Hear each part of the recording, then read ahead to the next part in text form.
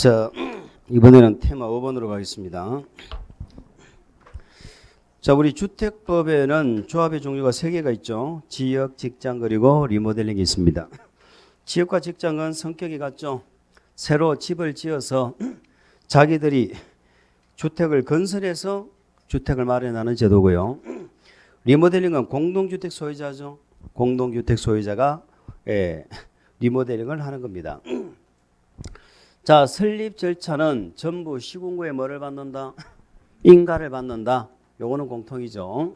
시군구에 인가를 받는다. 우리 주택조합은 관할이 전부 누구다? 시장군수구청장입니다. 그리고 변경하거나 해산할 때도 다시 인가 받는 거죠. 그런데 직장은 국민주택을 공급받기 위해서 설립할 수도 있죠. 그래서 이때는 신고한다 하는 거죠. 변경 해산 당연히 다시 신고합니다. 그러면 직장은 국민주택 공급받는 건 신고한다. 그걸로 끝. 더 이상 이제 거론하지 않습니다. 다만 나중에 조합원이 되는 자격은 국민주택을 공급받으니까 집이 있으면 안 되겠죠. 그런 요건 하나 기억하시면 되고, 우리는 지금부터는 새로 집을 짓는 지역 직장이나 리모델링의 요건을 보시는 거예요. 자, 지역 직장 주택조합은 설립을 하려면 뭘 갖고 와야 돼? 대지를 갖고 와야죠. 지역이나 직장주택조합은 설립을 하려면 인가를 받으면 대지를 갖고 와야 됩니다. 자, 이때는 대지 몇 프로를 갖고 와야 됩니까? 80%만 있으면 됩니까? 15%가 더 있어야 됩니까? 15%가 더 있어야 되지요. 80%는 뭐고? 15%는 소유권이죠. 이렇게 인가를 받았으면 지역 직장은 사업계획 승인 받아서 사업한다고 그랬죠. 그럼 사업계획 승인 받으려면 또 대지를 갖고 와야 되죠. 이때는 대지 몇 프로를 갖고 와야 돼? 얘들이 전부 소유권으로 바뀌죠. 95% 이상의 이제는 소유권이 되어야 된다. 이런 특징들이 있어요. 물론 이번에 또 이제 새로 만들어진 게 뭡니까? 지역 직장은 조합원을 뭐한다? 모집한다. 모집하려면 신고하고 공개 모집하라고 했죠. 이렇게 조합원을 모집하려면은 모집 신고를 하려면은 역시 또 대지를 갖고 와야 되죠. 이때 대지는 몇 프로 갖고 온다? 50%죠. 이때 50%는 소유권이에요, 사용권. 당연히 사용권이죠. 자, 요 요건들을 꼭 기억을 하시기 바랍니다. 그리고 아까 이게 모집 신고 수리되고 인가 몇 년? 2년. 인가 받고 사업계획 승인 몇 년? 3년. 이런 것들도 잊지 않고 기억을 해주세요. 자, 그래서 설립 요건은 대지 소유권을 확보하는 것이다. 근데 괄호 안에 뭐라 돼 있어? 인가 받은 내용을 변경하거나 조합을 해산하는 경우는 그러하지 않다고 돼 있죠. 자, 우리 처음 만들 때 대지 갖고 오라는 거지. 대지를 또 변경할 때, 해산할 때도 네 대지 갖고 오면 해산할 수 있더니 말이 안 되잖아요. 그래서 처음 인가 받을 때 대지를 확보한다 하는 걸 기억하시면 됩니다. 자, 기억. 조합원을 모집하는 조건 적어놨죠. 50% 이상의 사용권 하고 신고하고 공개 모집. 그런데 그 밑에 공개 모집을 했는데 결혼이 발생해서 충원한다. 아니면 재모집한다. 이럴 때는 신고하지 않고 무슨 방법? 선착순. 이런 방법을 할 수 있다는 걸 기억합니다. 자, 그런데 그 밑에 조합 설립 인가를 받는 요건은 80% 사용권, 15% 소유권, 나중에 사업계획 승인 받으려면 95% 소유권 이렇게 된다는 것이죠. 자, 그 밑에 무궁화를 봅니다. 주택조합은 등록사업자가 소유하고 있는 토지. 등록사업자가 가진 토지는 조합주택을 짓지 말아라 이런 뜻입니다. 왜? 등록사업자가 워낙에 조합원을 상대로 사기를 많이 치니까 만든 제도인데요. 지금은 다 풀렸어요. 다 풀리고, 그러니까 등록사업자 땅에도 조합주택을 짓는데 뭐만 안 된다고? 공공택지.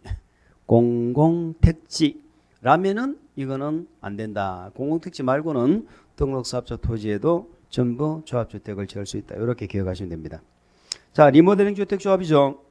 아까 했죠. 리모델링 조합은 조합인가 받을 때는 일정한 결의를 받아봐야 되죠. 그리고 밑에 참고는 뭡니까? 허가를 받기 위한 동의율이죠. 아까 다 하셨으니까 이 동의를 꼭 기억을 하시기 바랍니다. 자, 이렇게 해서 조합원 이제 설립하는 절차는 봤고요. 조합원의 구성입니다.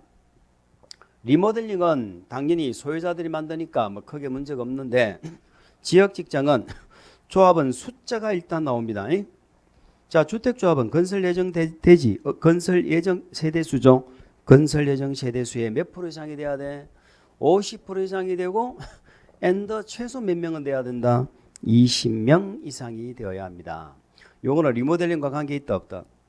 관계 없죠. 리모델링은 소유자들이 하는 거고 일단은 새로 주택을 건설하는 지역 직장 얘기가 되겠습니다. 두 가지 요건을 기억하세요. 자, 건설 예정 세대수배 괄호 볼까요? 건설 예정 세대수는 조합 설립 인가 당시 사업계획서에 따른 세대수를 말하겠죠. 당연히 조합 인가 받을 때 몇 세대 짓겠다는 계획이 있겠죠. 그걸 말하는데 임대주택으로 건설 공급해야 되는 주택은 뭐 한다? 제외한다. 임대주택 세대수는 제외한다. 이게 무슨 말이냐면은 이런 게 있어요. 우리가 이제 주상복합을 짓는데 주상복합을 짓는데 그냥 이 주상복합은 쉽게 말해서 비싼 아파트입니다. 요 비싼 아파트에 임대주택을 일부를 짓겠다는 거예요. 그러면 뭐를 용적률을 완화시켜줘요. 우리가 이걸 제대로 공부를 하진 않았어요. 우리 시험에 딱 한번 물어봤는데 시험에 안 다뤄져서 거의 하진 않았는데 주상복합을 지으면서 사업계획 아니면 우리 주상복합은 300세대 미만까지는 사업계획 승인 안 받고 짓죠. 그러니까 둘 다 해당되는 거야. 그 주상복합도 되고 300세대 이상으로 사업계획 승인 받는 것도 대상이 다 돼. 그래서 일부를 뭘로 지으면 임대주택을 지으면 용적률을 완화시켜준다는 거예요. 그때는 요 임대주택 세대수는 빼고 이런 뜻입니다. 얘는 빼고 건설 예정 세대수의 얼마? 50% 이상이 되어야 한다. 그런 뜻이에요.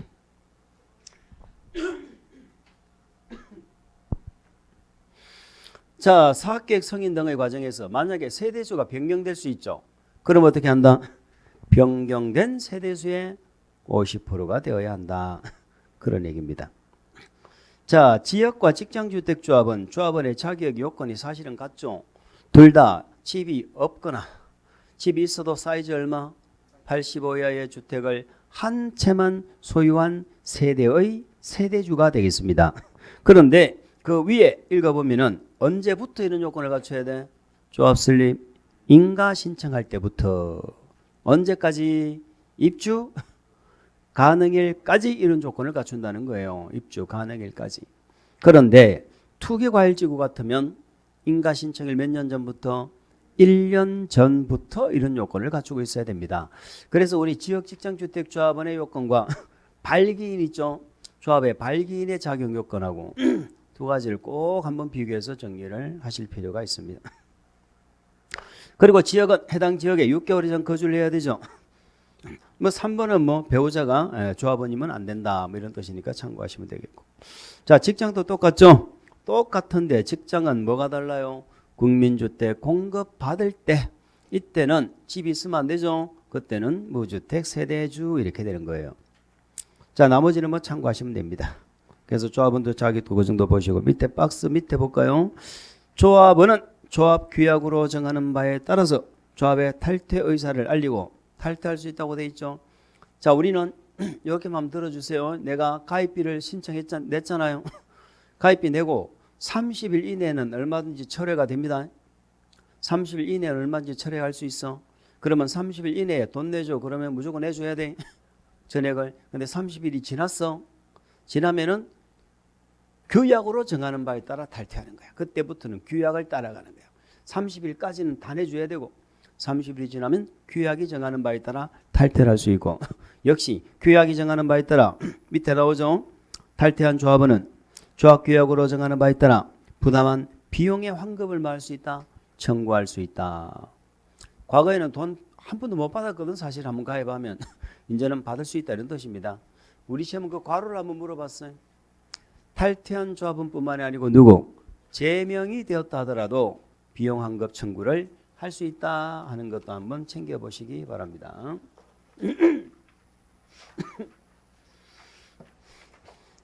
자, 하다 보면 내가 뭐 좀 취약한 부분이 있죠. 그런 부분이 뭔가를 한번 찾아보세요. 그걸 보충을 하시면 돼요. 자, 마지막에 조합에 관한 내용 중에 조합원의 신규 가입 교체 등이 나옵니다. 자, 요것도 이제 많이 했죠. 자, 리모델링 주택조합은 얼마든지 사고 팔 수 있죠. 그럼 이 리모델링은 관계가 없는 제도예요. 이 지역 직장 주택조합의 조합 인가가 떨어지면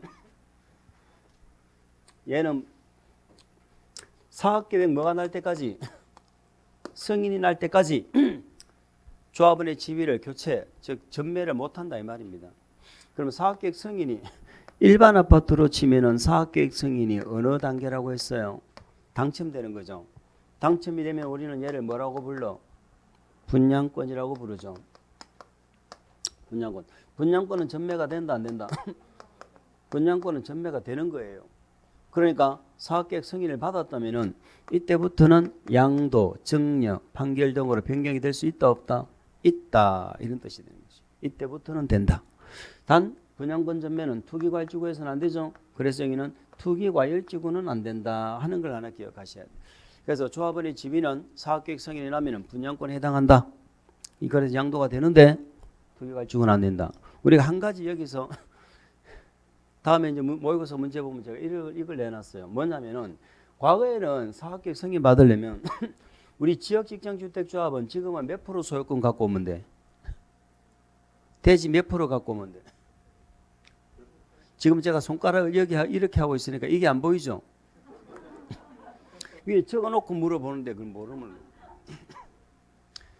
95% 소유권 갖고 오면 사업계획 승인 나잖아. 근데 과거에는요 100% 얘도 100% 갖고 오라고 그랬어요. 그러니까 대지 확보는 힘들잖아. 그러니까 이 대지 확보를 못 해가지고 조합에 가입한 사람들이 그렇게 피해를 많이 봤다는 얘기거든. 그래서 5% 매도 청구 인정한다는 게 아주 중요한 거예요. 지금 95%만 확보해도 사업계획 승인이 나거든. 그때는 사실상 양도가 안 돼요. 안 돼. 사업계획 승인이 나도 양도를 하고 싶으면 나머지 대지 다 확보해야 돼. 아시겠죠? 다 확보해야 되고 만약에 저당권 등이 설정되어 있으면 저당권 등이 설정되어 있는 땅을 우리 주택보유는 못 팔아먹게 하거든. 그래서 저당권 등도 깨끗하게 하고 말소하고 그래야 양도가 돼. 제가 방금 한 얘기가 우리 공동으로 하는 조합 말고요. 등록사업자 있죠? 소위 말하는 건설업자한테는 입주자 모집할 때 해당하는 내용이에요. 등록사업자는 사업계획 승인 받을 때는 소유권뿐만이 아니고 사용권만 있어도 승인 나죠. 그런데 입주자 모집하려면 반드시 소유권 100% 확보해야 돼. 지금 뭔 얘기하는지 아시겠어요? 조합은 사업계획 승인 받으려면 소유권 갖고 와야 되잖아. 그리고 양도하려면 사실상 소유권 100% 확보하고 저당권 깨끗하게 말소해야 돼. 지금 양도할 수 있거든.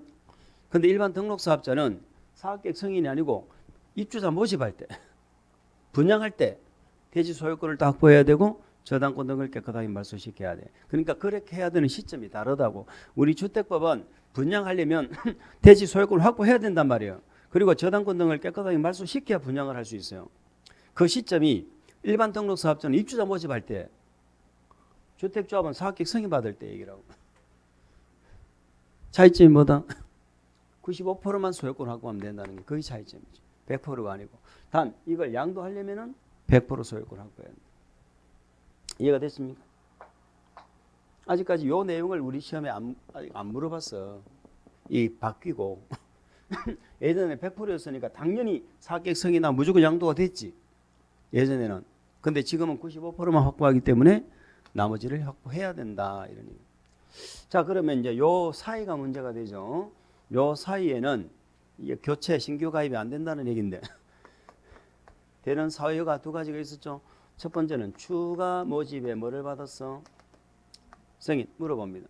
누구한테 추가 모집 승인 받았어? 시군구청장, 조합원 시군구만 나온다. 이런 큰 원칙을 잊지 마세요. 그런 거 잊으면 안 그러면 자꾸 외워야 되잖아. 나올 때마다 시군구라고 외울 필요가 뭐가 있어? 다 시군구인데. 자, 두 번째는 대통령령이 정하는 사유에 해당이 되어 가지고 결혼이 발생할 수 있죠. 결혼이 발생하면 그 결혼이 발생한 범위 안에서 뭐 할 수 있다? 충원할 수 있다 하는 사유가 대통령이 5가지가 있었죠. 첫 번째가 조합원이 뭐 하는 거예요? 사망했죠. 자, 조합원이 사망하면 상속받겠죠. 상속받는 자는 조합원 자격 요건이 필요 있다 없다? 그건 필요 없죠. 상속받는 데는 요건이 필요 없는 거예요. 두 번째는 요거예요.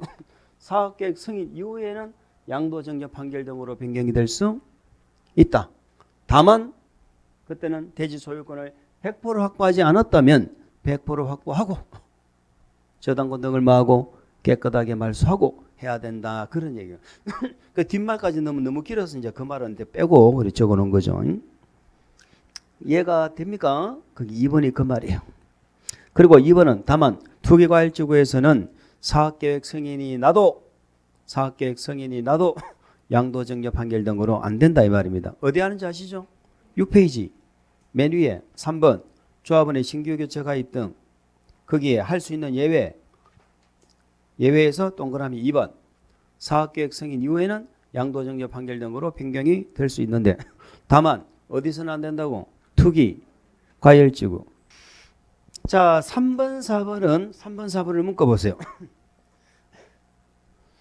요거 두 개는 건설 예정 세대수의 50% 미만일 때죠. 변경된 세대수의 50% 미만일 때죠. 그러면 50% 이상이 되면은 충원할 수 있다 없다? 없다는 얘기지. 그럼 50% 미만일 때만 충원하는 경우는 3번 4번 두 개밖에 없습니다. 다른 건 50% 이상이 되어도 상관없어요. 요거 두 개만 50% 미만일 때. 요 두 개가 뭡니까? 탈퇴했을 때. 탈퇴해서 50% 미만이다. 아니면은 세대수가 변경됐는데 그 변경된 세대수가 얼마? 50% 미만이다. 다시 말해서 조합원이 탈퇴를 해도 여전히 조합원 숫자가 건설 예정 세대수의 50% 이상이면 충원 못한다는 거야. 세대수가 바뀌었는데도 세대수가 늘어났어요. 그래도 여전히 조합원이 50% 이상이면 충원을 못한다 이런 뜻입니다. 자 마지막에 조합원이 무자격적으로 판명 났다. 중간에 큰 집이 생길 수도 있죠. 자 중간에 물어봅니다. 중간에 60 이하의 주택이 85 이하의 주택이 만약에 새로 생겼다. 그럼 조합원 자격이 있어 없어? 상관없는 거잖아. 85 이하 주택 한 채는 있어도 되죠. 그럼 85 초과하는 주택이 생기면 안 되는 거지. 그죠? 85 이하 그걸 기억하셔야 돼. 내가 만약에 아버님이 돌아가셨어요. 내가 조합원이에요. 아버지가 100평 아파트를 가지고 계시다가 내가 상속을 받았어. 생각만 해도 기분이 좋다 그죠? 나 조합원 돼 안 돼? 안 된다니까요. 85 초과하는 게 생겨버렸잖아. 안 된다고. 이번에는 아버지가 조합원이고 내가 100평짜리 아파트에 살고 있습니다. 그것도 괜찮네 그지? 아버지가 조합원이었어. 그 지위를 상속받을 수 있다 없다? 있다는 거예요. 내가 그 지위를 상속받는 건 자격 제한 조건이 없어요. 근데 내가 큰 집을 소유하게 되면 안 된다. 자 밑에 봅니다. 박스 밑에 조합원으로 추가 모집되는 자와 동안각호의 사유로 충원되는 자 무슨 말입니까? 새로 조합원을 추가 모집을 했네. 그러면 새로 들어오는 자도 조합원 자격이 있어야 되겠죠. 그 조합원 자격은 뭐죠? 집이 없거나 85 이하 한 채만 가진 자가 자격이죠. 그러면 그런 조건은 언제를 기준으로 판단한다? 조합 설립 인가 신청일을 기준으로 한다. 조합 설립 인가 신청일. 추가 모집 공고일을 기준으로 한다 이렇게 우리 지금 물어봤죠. 추가 모집 공고할 때가 아니고 조합 설립 인가 신청하는 날을 기준으로 판단한다는 거죠. 상속받는 자는 조합원의 자격에 관계없죠. 상속받는 자는 자격 요건을 필요로 하지 않는다. 자 이렇게 추가 모집을 했습니다. 그러면 조합원이 바뀌었죠. 바뀌었으면 다시 인가를 받아야 됩니까? 그거부터 알아야지. 조합원 추가 모집했잖아. 다시 인가 받는다 안 받는다? 받는다. 그러면 받는 건 언제까지는 신청을 해라? 사업계획 승인 신청일까지. 조합이 사업주체니까 사업계획 승인이 전부 다 조합이 먼저 나와야 되죠. 조합 설립 사업계획 승인 신청일까지는 변경인가를 신청해라 하는 내용이었습니다. 자 조합에 대해서 우리 이제 개발조합, 정비사업조합 어떨 때는 개발법, 정비법 다 한 문제씩 나오는 경우도 있고요. 어떨 때는 뭐 한 문제가 나올 때도 있지만은 주택조합까지 해서 최소 2문제, 많게는 3문제까지도 출제되는 그런 부분입니다. 어쨌든 복잡해도 꼭 한번 정리를 하시기 바랍니다. 자 이번에는 매도 청구죠. 자 매도 청구는 무슨 법에 나와? 정비법, 건축법, 주택법 세 군데 나오죠. 매도 청구는 공공을 위한 제도인가요? 민간을 위한 제도인가요? 민간을 위한 제도예요. 그래서 우리 민간도 매도 청구를 할 수 있다는 것이 아주 중요한 포인트입니다. 아시겠죠? 일반 건설업자가 아파트 지으면서요. 땅 안 팔려는 자에게 강제적으로 땅을 살 수 있다니까. 우리가 강제적으로 산다면 뭐가 떠올라요? 수용이 떠오르잖아. 그건 공익사업에서 하는 것이고 공익사업이 아닌데도 불구하고 강제적으로 땅을 살 수 있다 하는 것이 아주 중요한 의미가 있죠. 그래서 이제 주택법하고 우리 정비법의 재건축은 공익사업이 아니죠. 그래서 얘는 수용을 하지 않고 뭐한다? 매도 청구한다. 그래서 정비법에는 재건축 조합에서 나옵니다. 아까 건축법하고 주택법은 아까 봤죠? 어디에서 나오는가 얘기 다 했잖아요. 그러면 요 세 가지가 있는데 요 세 가지 법 중에 정비법은 매도 청구하는 절차를 다 적어놨습니다. 정비법에 물어봅니다. 정비사업에서 조합이 재건축 조합이 매도 청구할 때는 집합건물법 48조를 준용한다고 해서 X 이는 집합건물법 준용하지 않고 정비법에 직접 적어놨어. 근데 건축법하고 주택법은 뭐라고? 집합건물법을 준용합니다. 그래서 건축법 주택법은 절차를 하나도 공부 안 했잖아. 우리는 뭐만 공부하셨어? 시가 3개월 요거만 공부했죠. 시가 3개월 요거만 했어요.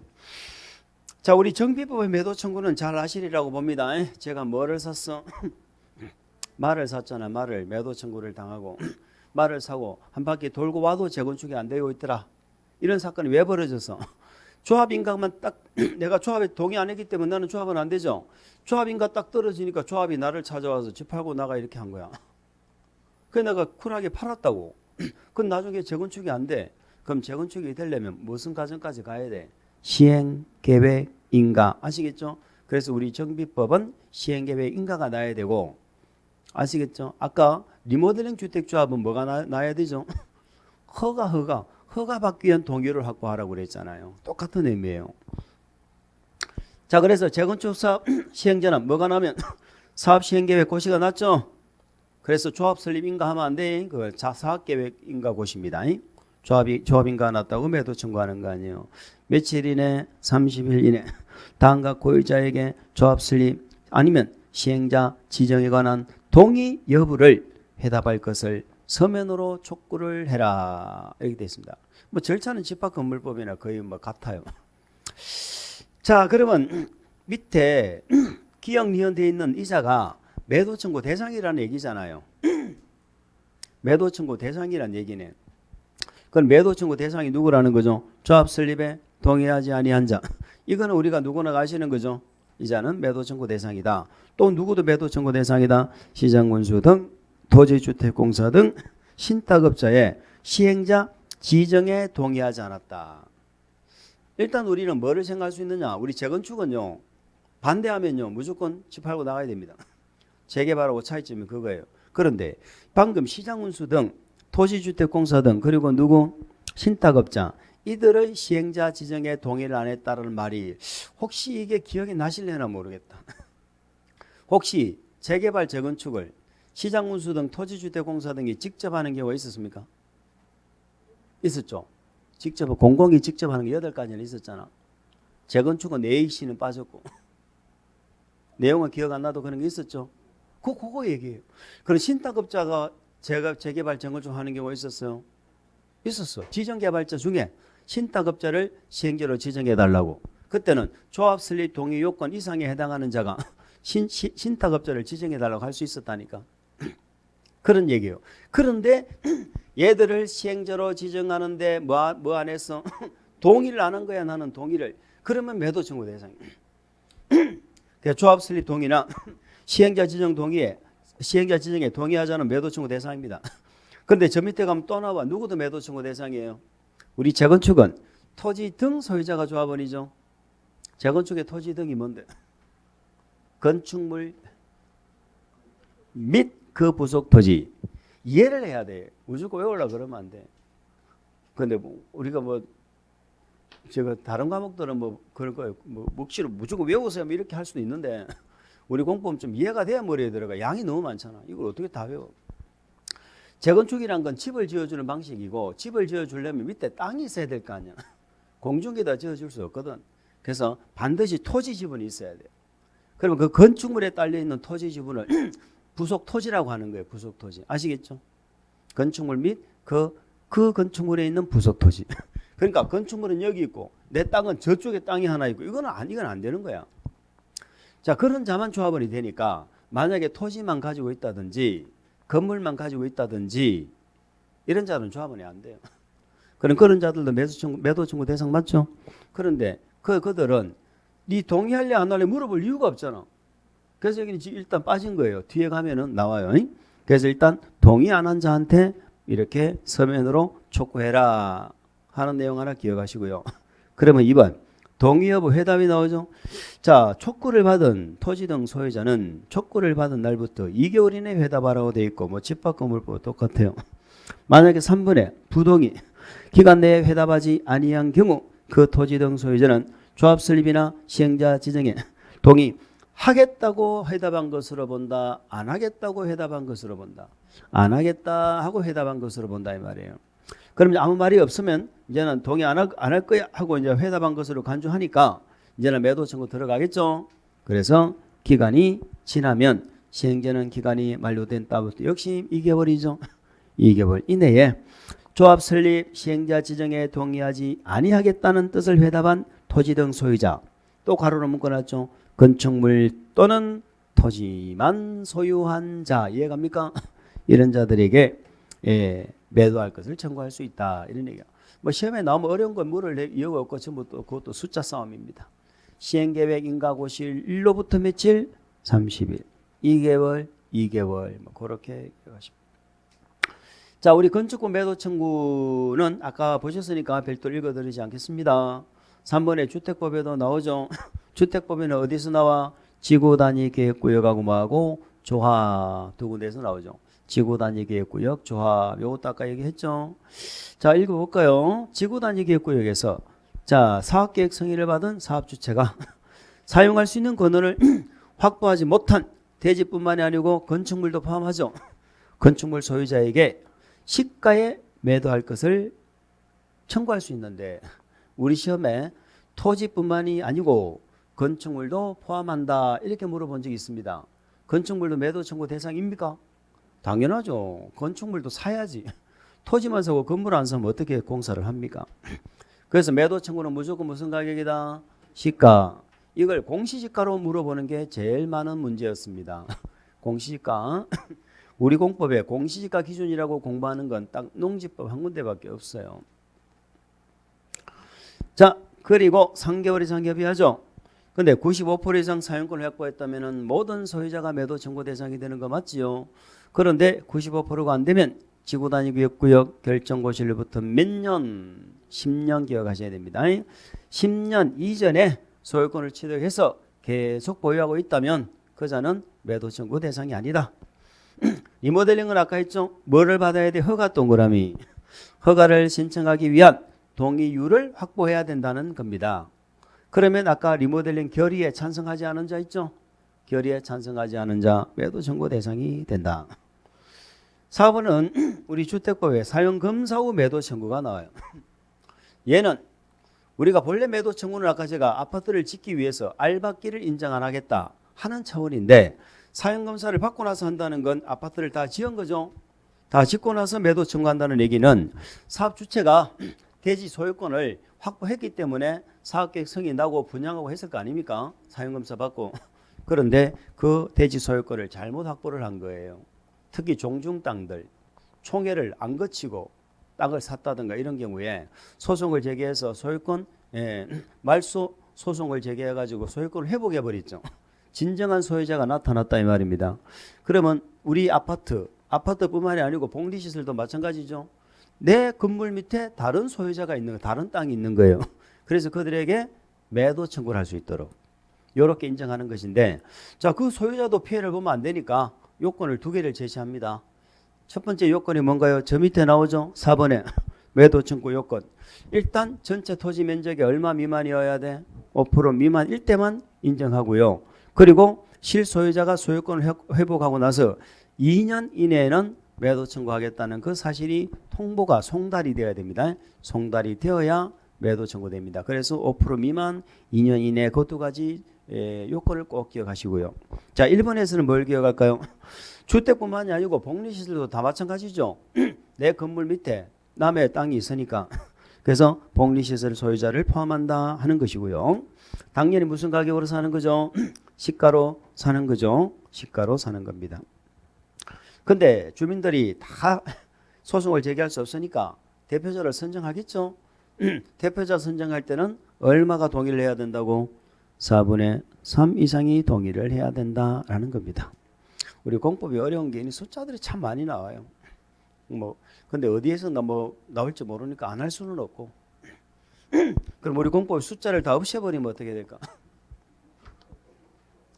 숫자를 다 없애버리면 우리 사람 얼굴에 눈, 코, 입을 다 없애버리는 거랑 마찬가지다. 사회가 안 돌아가겠죠. 자, 그러나 판결 효력은 어떻게 된다? 판결 효력은 소유자 전체에 대해서 효력이 있다. 그래서 우리 시험 뭐라 물어봤을까? 대표자 선정에 동의하지 않은 자에게는 판결의 효력이 없다. 말도 안 되는 소리죠. 그리고 이거는 사업 주체가 전적으로 잘못한 거니까 그 매도 청구에 들어가는 비용의 전부죠. 전부를 사업 주체에게 구상할 수 있다. 뭐 이런 내용이 나옵니다. 넘어갑니다. 자, 우리 건축법에서 적용 대상은 당연히 제가 중요하다고 했고요. 적용 대상물은 건축물이 있고 대지도 있고 설비도 있고 몇 가지 공작물도 있었죠. 몇 가지 공작물이 있는데 자, 여기는 지금 건축물 하나만 적어놨습니다. 나머지는 다 잘 아신다고 제가 보겠습니다.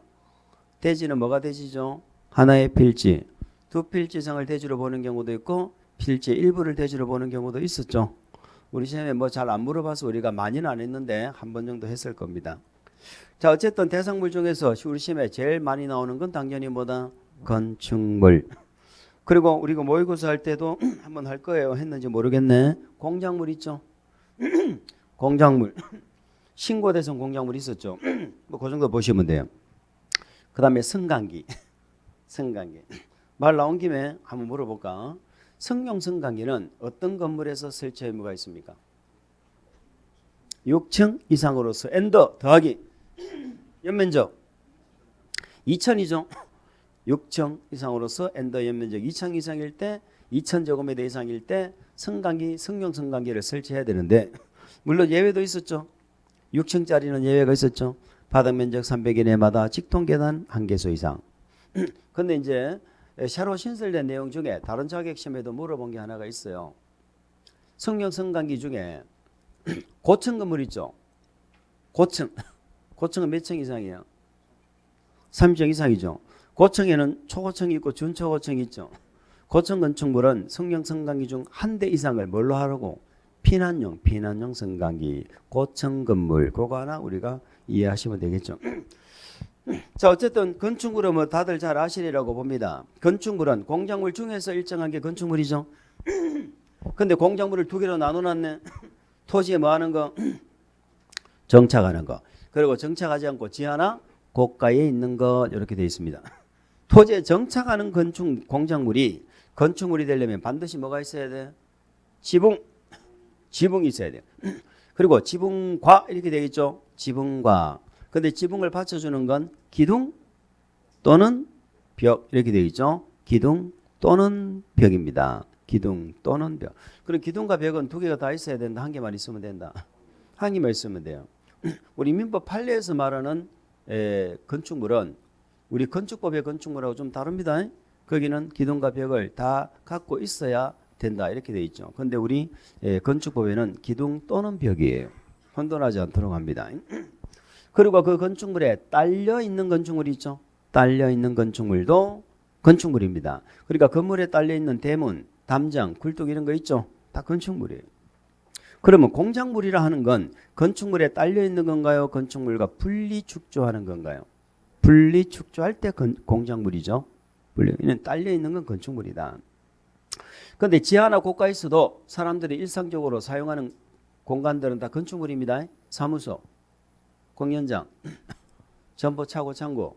그런데 내가 자꾸 한번 읽어봐야 돼. 그래 내 머릿속에 들어와야 익숙해지는 거야. 눈으로만 봐가지고는 안 돼. 자, 건축법 적용 안 하는 거 5개가 있죠. 꼭 기억하셔야 됩니다. 첫 번째, 문화재죠. 문화재, 지정문화재, 임시지정문화재. 두 번째, 철도, 궤도, 선로, 부지 위에 있는 거죠. 철도, 궤도, 선로, 부지 몇 가지가 있었어? 4가지. 각종 운전, 보안시설. 기차를 타러 건너간다. 보행시설. 기다린다. 플랫폼. 물 넣고 기름 넣고 급수급유, 급탄시설. 자, 이거 말고는 철도 역사 같은 거 나오면 이런 거 적용하는 거고요. 고속도로 위에도 있죠. 통행료, 징수, 시설 적용 안 하죠. 근데 고속도로 부지 위에 휴게소는 뭐 한다? 적용하죠. 그거는 적용한다. 그 다음에 뭐가 있어요? 컨테이너 박스 있죠. 컨테이너를 이용한 간이 창고. 컨테이너를 이용한 간이 창고는 조건이 2가지가 붙어야 돼. 무슨 대지? 공장, 공장 대지. 이동이 쉬운 것. 이럴 때만 적용하지 않습니다. 자, 그리고 우리 하천구역 안에 뭐 수문 조작실이 나오죠. 수문 조작실. 그럼 제가 문제 하나 내볼까? 하천구역 안에 수문 조작실은 시장문수구청장의 허가를 받아야 한다고 했어. 적용 안 한다 이렇게 나오면 맞출 수 있는데 허가를 받아야 한다면 못 맞추고 그러면 안 되겠죠. 건축법 적용 안 하는데 뭔 허가를 받아? 적용 안 한다고 실컷 이야기했는데 적용 안 하기 때문에 허가를 받는다도 틀리고 신고를 한다도 틀리고 그 다음에 건축법에 건폐율을 적용한다. 건축법상 뭐를 적용한다. 그럼 다 틀리는 거야. 아예 건축법 자체를 적용 안 한다니까 얘는. 자, 우리 건축법의 적용 대상 행위는 건축, 대수선, 용도 변경 3개죠. 요거는 뭐 무조건 잡아야 됩니다. 건축, 대수선, 용도 변경. 자, 건축은 5개죠. 신증, 계제리. 요 5개를 요거를 못 맞추면 안 돼요. 맞추라고 주는 거예요. 신축은 딱 3개밖에 없죠. 나대지에 새로 짓는다. 무조건 신축. 부속 건물만 있는데 주된 게 들어간다. 무조건 신축. 기존 건물을 전부를 뭐하고 해체하고 종전보다 뭐한다? 더 크게 짓는다. 더 크게. 그런데 우리 시험은 전부 해체한다는 말을 안 한다고 그랬죠. 그냥 해체한다 그러면 전부 해체입니다. 일부란 말이 없으면 전부예요. 그래서 그게 신축은 3개밖에 없다. 자, 증축은 뭔가가 커지는 거죠. 옆으로 커진다. 면적. 하나의 건물에는 면적의 종류가 몇 개입니까? 면적의 종류가 3개죠. 위에서 건물을 내려다 봤을 때 보이는 거 건축 면적. 1층 바닥, 2층 바닥, 바닥 면적. 그걸 다 합한 걸 연면적 3개잖아. 면적이 커지면은 요거는 무조건 뭐다? 증축입니다. 면적이 커지면 어떤 면적이든 면적이 커졌다면은 무조건 증축이에요. 그 다음에 높이나 층수가 증가해도 증축이죠. 높이나 층수가 증가해도 증축이다. 그래서 아까 대문이나 담장 축조하는 거, 대문 담장도 건축물이 딸려 있는 건 다 건축물이라고 그랬죠. 이거 축조하는 얘기도 다 증축입니다. 판례 얘기입니다. 그럼 개축, 재축은 절대로 종전보다 커진다는 말이 나오면 되는데 안 되겠죠. 그런데 그래서 개축과 재축은 결정적으로 차이점은 원인입니다. 개축은 뭐하고? 해체 동그라미. 전부나 일부를 뭐 했어? 해체하고 중요한 건 종경 규모 안에서 다시 지어야 돼요. 만약에 해체를 했는데 더 크게 지어버렸다. 이러면 문제가 달라져요. 이때는 전부 해체냐 일부 해체냐를 따져야 됩니다. 전부 해체하고 더 크게 지었다. 신축. 일부 해체하고 더 크게 지었다. 증축. 달라지죠. 그런데 종경 규모 안에서 지으면 이때는 무조건 개축입니다. 자, 멸실이 좀 복잡하게 바뀌었죠. 멸실이 아니고 재축이. 재축은 원인이 뭐다? 멸실. 그래서 개축은 해체, 재축은 멸실. 요게 차이점이죠. 멸실되고 다시 짓는데 종전에는 뭐라고 돼 있어? 얘도 종전 규모 범위 안에 이렇게 돼 있었거든. 근데 지금은 다음에 요건을 모두 갖추어라. 이렇게 돼요. 다음 항목의 요건을 모두 갖추어라. 첫 번째, 연면적 합계는 절대로 커지면 안 된다. 다시 말해서 과거에는 재축은 종용 규모 안에서 지은 건데 지금은 바뀌었다는 말은 뭔가가 더 커질 수 있다는 얘기잖아요. 그게 바뀐 거거든. 그러나 뭐는 절대로 커지면 안 된다고? 면적이 커지면 안 돼. 그게 연면적 합계냐 연면적이냐 이게 중요한 게 아니고요. 면적이 커지면 안 돼. 자, 그러면 면적은 절대 커지지 않는 상태에서 동수, 청수, 높이죠.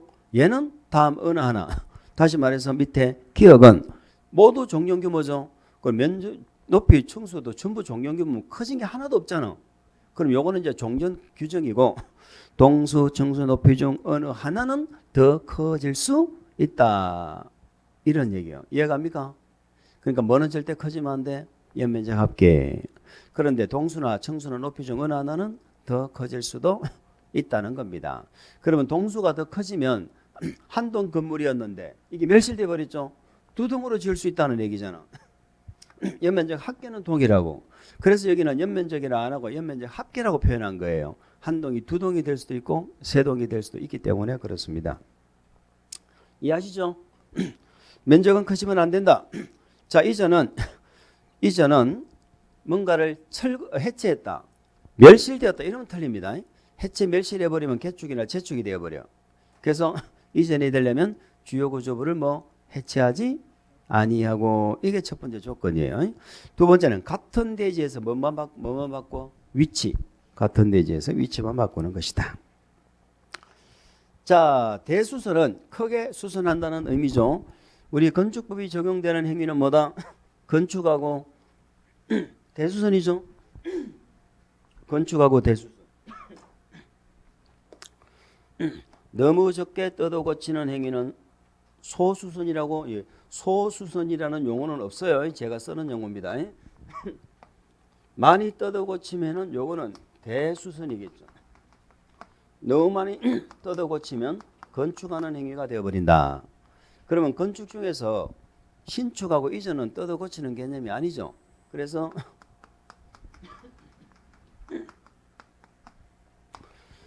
그러면 대수선이 뭐냐 그러면 소수선도 아니고 증축, 개축, 재축도 아닌 게 대수선이다. 이렇게 되는 거죠. 그러면 대수선의 범위는 뭘로 정한다? 대통령령. 요거 이상이 대수선이죠. 그래서 대수선은 대통령령으로 정하는 것만 대수선이다 이 말이에요. 그럼 대통령령이 없으면 대수선이 아니지. 대통령령으로 정해도 넘어가면 안 되죠. 그래서 대통령령으로 정한 것으로서 증축, 개축, 재축에 해당하지 않는다라는 이 두 가지가 결합이 됐을 때 대수선이 정확하게 정의가 되는 것입니다. 아시겠죠? 그럼 요 대통령령이 몇 가지가 나와? 벽이 몇 개가 나와? 벽이 네 가지가 나오죠. 첫 번째 무슨 벽이에요? 두 번째는 무슨 벽이에요? 방화벽, 방화구역을 위한 바닥벽. 세 번째는 다가구, 다세대 간의 경계벽이죠. 다가구, 다세대 간의 경계벽. 네 번째는 정확하게 말하면 네 번째는 왜 벽이 대상이 아니고요. 벽에 마감재를 수선하는 거예요. 벽에 마감재. 자, 그래서 어쨌든 벽이 4개고 길다랗게 생긴 게 3개죠. 기둥, 보, 지붕틀이죠. 요 3개. 그 다음에 뭐가 나와요? 계단. 계단은 무슨 계단이야? 주계단, 피난계단, 특별 피난계단. 자, 그래서 여기에 없으면 대수선이다 아니다? 아니, 이게 대통령이니까 벽 중에 요 4가지에 없으면 우리가 대수선이 아닌 거예요. 그런데 우리는 이걸 또 이렇게 구분을 했었죠.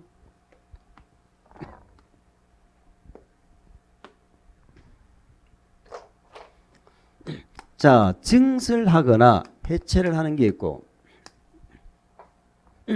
수선하거나 변경을 하는 게 있죠. 자, 얘들은 증설 해체는 무조건 대수선입니다. 증설 해체는 무조건 대수선이에요. 근데 수선 변경은 숫자가 나오는 거 있죠. 벽은 내력벽하고 외벽 30제곱미터 이상일 때만 대수선입니다. 30제곱미터 이상일 때만. 그러면 방화벽이나 다가구 다시단 경계벽은 숫자 관계없죠. 관계없이 무조건 대수선이에요. 그런데 이것도 마찬가지죠. 예, 3개 이상. 3개 이상. 뭐 계단은 숫자 안 나오죠. 계단 숫자.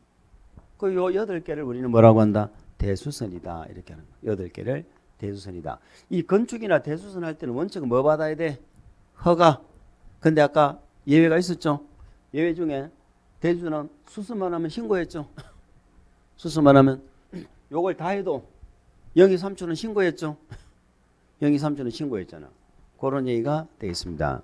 그럼 대순의 개념을 물을 때는 요 대통령역을 하나를 끄집어내서 뒤에다가 뭘 갖다 붙이면 돼? 증축, 개축, 재축 요런 말을 갖다 붙이면 되죠. 하나 끄집어내놓고 끝말이 뭐가 들어가? 면적이 연면적이 증가했다. 그러면 대순이 아니다 이 말이에요. 아시겠죠? 무슨 해체하고 이러면 아니다 이 말이에요. 해체하는 건 그건 개축이니까. 멸실되고 그럼 대순은 아니다 이 말이에요. 요런 말을 갖다 붙이면 대순이 안 된다 이런 얘기입니다. 자, 용도 변경도 뭐 중요하죠. 사용승인을 얻은 건축물의 용도를 변경하고자 하는 자는 특시특도 시장군수 구청장에 허가를 받거나 신고한다. 자, 건축 대수수는 원칙은 허가 예외적으로 신고인데 용도 변경은 원칙 이러면 안 됩니다. 용도 변경 원칙이 없어. 올라가면 허가고 내려가면 신고입니다. 그래서 허가 또는 신고 이렇게 가는 게 맞습니다. 허가 또는 신고다. 그럼 그 표 외우는 건 일단 뭐 기본입니다. 용도 변경 문제를 맞추시려면 그 표를 물어보는 게 가장 일반적인 내용이에요. 그리고 그 밑에 박스를 보시면 사용승인을 받아야 된다. 우리 건축법은 공사 끝나면 사용승인 받죠. 그 용도 변경도 사용승인을 받는다는 얘기인데 항상 받는 게 아니고 허가 신고 대상으로서 변경되는 바닥 면적 합격 얼마? 100 이상이죠. 그게 100이라고 적어놓으세요. 허가 신고 대상으로서 바닥 면적 합계가 100 이상일 때. 근데 예외가 있네. 바닥 면적 합계가 500 미만이죠. 500이라고 적어주세요. 내가 못 봤네 가로를. 자, 500제곱미터 미만. 어로서 뭐가 수반되지 않으면 대수선이 수반되지 않으면. 그러니까 100 이상은 사용승인 받는데 500 미만까지는 안 받을 수도 있다는 거예요. 뭐가 없다면 대수선이 없다면. 대수선이 없다는 말은 주요 구조부를 손을 안 댄다는 거죠. 손을 안 대고 쉽게 말해서 그냥 경량 칸막이만 막았다 뜯었다는 그런 대수선이에요. 500 미만까지는 안 받아도 된다. 그럼 500 이상은 대수선이 없더라도 사업 사용승인을 받으라는 얘기죠. 그 다음에 건축사가 꼭 설계를 해야 되는 대상이 있죠. 요거는 허가 대상만 이렇게 되어 있네. 허가 대상 올라가는 거죠. 그리고 변경되는 바닥 면적 합격 얼마? 500입니다. 500 이상이라면 허가 대상으로서 500 이상이라면 이건 설계를 누가 하라고? 건축사가 합니다. 근데 이게 우리 시험에도 나왔지만 좀 어려워요. 왜냐하면 요것만 기억하면 쉽지. 허가 대상으로 500 이상일 때는 건축사가 설계한다. 그러면 허가 대상으로 500 이상이 아니어도 건축사 설계하는 경우가 있다 없다? 있다니까. 우리 건축이나 대수선은 우리 건축법 자체에서 건축 대수선에 해당하면 예외도 있지만은 건축사가 설계해야 돼. 건축 대수선 행위는 원칙은 건축사가 설계해야 된다니까. 허가 대상이든 신고 대상이든 신고 대상이 몇 개 예외가 있지만은 그러니까 용도 변경할 때 이게 건축 대수선에 해당돼 버리잖아. 그럼 건축사가 설계하는 거야. 근데 반대로 말하면 무슨 말이다? 건축 대수선 행위가 안 들어가지. 대수선 행위가 안 들. 그러니까 용도 변경은 뭐 건축은 아니겠지 사실은 그죠? 건축은 아니겠지. 대수선이 포함 안 되는 용도 변경이잖아. 그럴 때는 허가 대상으로서 바닥 면적 합격 얼마? 500 이상일 때만 건축사 설계 의무가 있다 이런 의미입니다. 일반적으로 건축사가 설계합니다. 자, 세 번째는 건축물 대장의 기재 내용 변경 신청이라고 되어 있죠. 이 말은 올라가면 허가받고 내려가면 신고하는데 자, 누구한테 허가를 받고 신고하죠? 누구한테 허가를 받고 신고해? 그 위에 한번 봐봐. 그 3번에 적어놨네. 진하게. 특시특도 시군구한테 한다고. 만약에 용도 변경할 때 특광시장한테 한다 그러면 틀려요. 우리 시험에 그렇게 물어본다고. 가설건축물 허가받고 신고하지. 시설부지의 가설건축물 허가를 특별시장한테 받는다고 했어. 틀린다고 그거는. 특광시장은 21층 이상 이런 큰 건물을 허가할 때 나오는 자요. 아시겠죠? 용도 변경도 시군구에 합니다. 특광시장 한다는 건 시군구에 하는 거예요. 요 시군구가 뭐 하는 거예요? 건축물 대장을 작성하고 보관하는 자잖아. 얘가 관리하는 자요. 건축물 대장. 아시겠죠? 자, 얘네들이 대장을 관리하고 있는데 얘네들한테 허가받고 신고한다니까. 그러니까 내가 허가를 받거나 신고하면 시군구가 내가 용도 바꾼 거 알아 몰라? 알지. 허가 받고 신고했는데. 그러니까는 자기가 직접 대장에다가 변경 기재를 하는 거예요. 대장 내용에 건축물의 용도 나옵니까? 건축물의 구조 나옵니까? 대장 공부하잖아. 그 용도를 바꿔 적는다 이 말이에요. 대장에다가. 그리고 우리 소위 말하는 지적법에서 소관청이 이렇게 촉탁한다고. 촉탁. 등기관한테. 그러면 등기관이 또 변경 기재하겠죠. 이렇게 해서 우리 대장하고 등기부 내용을 이렇게 맞춰 나가는 거예요. 두 공부를 맞춰 나가는 거잖아. 그런데 문제는 뭐예요? 허가도 안 받고 신고도 안 하지. 그러면 시군구가 변경한 걸 모르잖아. 그럼 내가 찾아가서 변경한다고 대장에 바꿔 적어달라고 신청을 해라 이 말이에요. 허가 신고 안 하는 대신에. 그러면 역시 등기관한테 또 촉탁하겠죠. 그렇게 해서 공부를 이렇게 맞춰 나간다 그런 뜻입니다. 그래서 대장 내용의 변경을 신청한다는 건 허가도 안 받고 신고도 안 하는 경우죠. 그게 어떤 경우인데 같은 시설군 안에서 얘기다 이 말이에요. 같은 시설군. 같은 시설군이라는 건 옆으로 움직이는 거잖아요. 올라가지도 않고 내려가지도 않고. 이럴 때는 대장 변경 신청해라 이런 얘기입니다. 이해하셨어요? 근데 문제가 있어요. 밑에 걸 물어보면 어려워. 같은 시설군 내에서도 용도를 변경하고자 하는 경우 건축물 대장 기재 내용 변경 신청도 필요 없어. 라는 말은 허가도 안 받고 신고도 안 하고 대장에 바꿔 적어달라 말도 할 필요가 없어. 라는 말은 자유자재로 네 마음대로 바꿔도 된다 이 말입니다. 뭐 말인지 아시겠죠? 그럼 마음대로 바꿀 수 있는 경우가요. 두 가지가 있잖아요. 같은 호끼리. 우리는 건축물의 용도가 1호부터 몇 호까지 있어요? 29호까지 있잖아. 1호가 뭔데? 단독. 2호가 공동주택. 3호가 일종건생. 2종건생.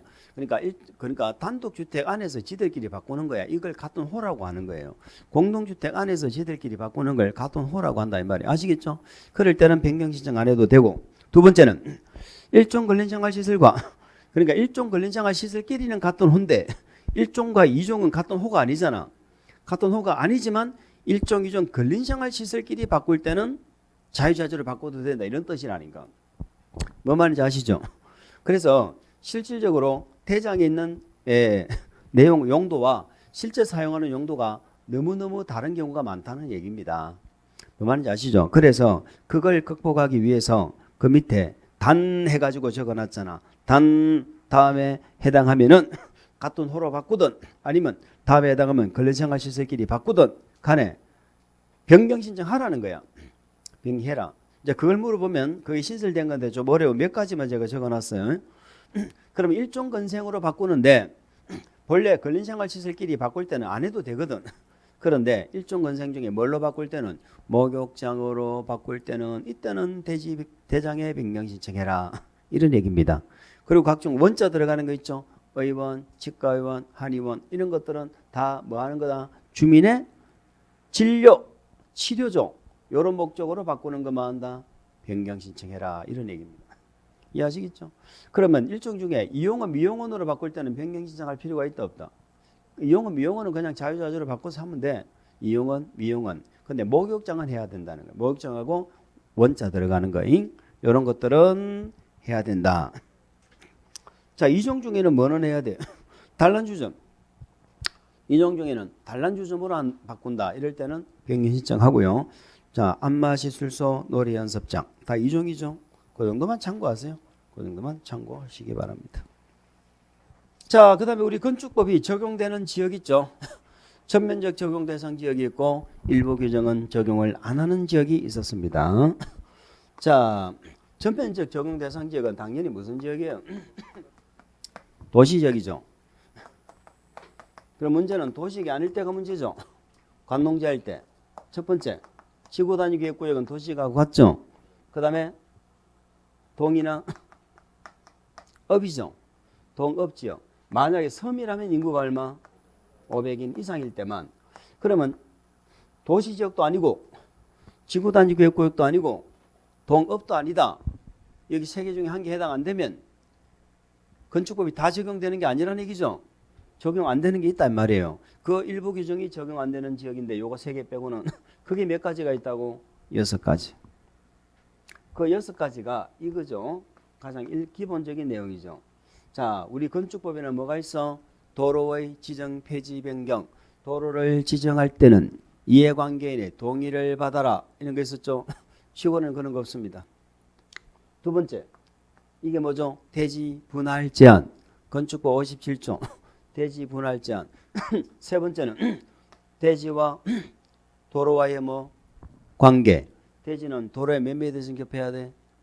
2m 이상을 접해야 되잖아. 2m 이상. 시골에는 그런 거 있다 없다? 없다. 자, 네 번째는 건축선이죠. 건축선의 지정.